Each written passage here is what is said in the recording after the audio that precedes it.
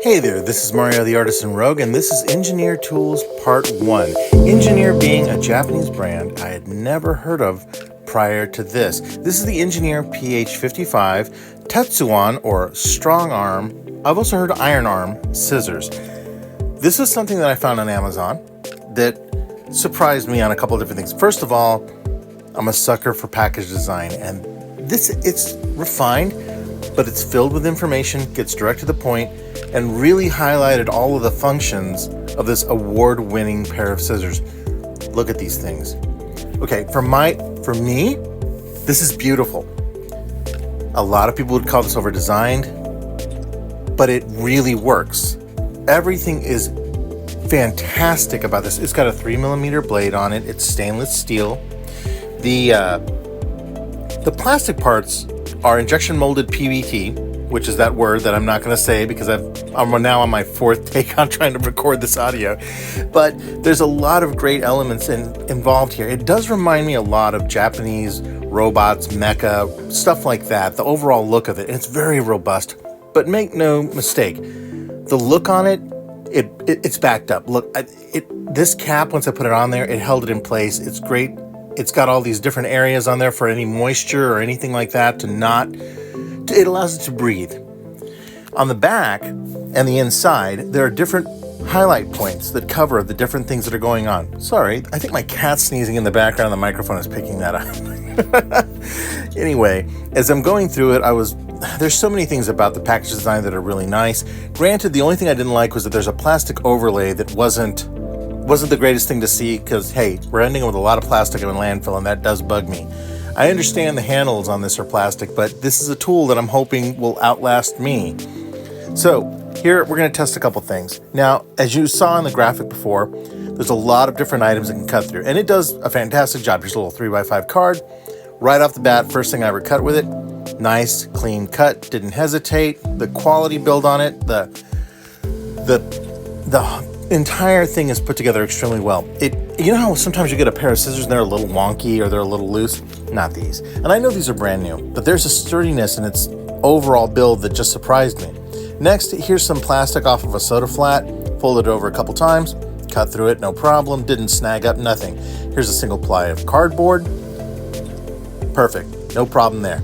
2 plies with some adhesion in the center, not even a problem. Didn't even raise a sweat off of this. Now, this is some old braided frame wire.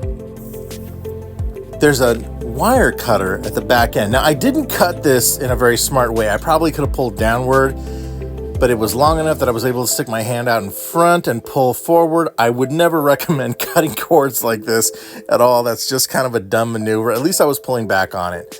And, even with the few things that I cut, it's still cutting just fine. I'm really looking forward to testing this thing out over the next few months and seeing what it can really hold up to.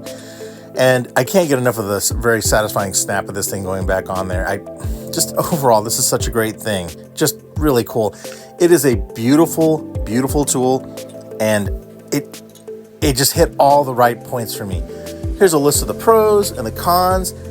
Really, this is probably the highest rated tool I think I'm probably ever going to rate. I gave it a 9.6, and only because of the packaging, which is part of the presentation, not a reflection on the tool. The tool, I dare say, might be a 10. So with that, thanks for watching. Be sure to leave a like and maybe a subscribe down below. I really appreciate it. And if you stick around, after all my little logos here play and everything else like that, I got a little thing here for you guys to watch as well, too. That's right, a rogue history lesson on scissors. While I'm doing this, I'm going to show you in comparison some of the ones that I have in my collection. So there's going to be some factoids down below, and I'll just kind of talk through my scissors here. This is my prized possession. It is a handmade French folding scissor they got a few years ago, and I am really in love with it.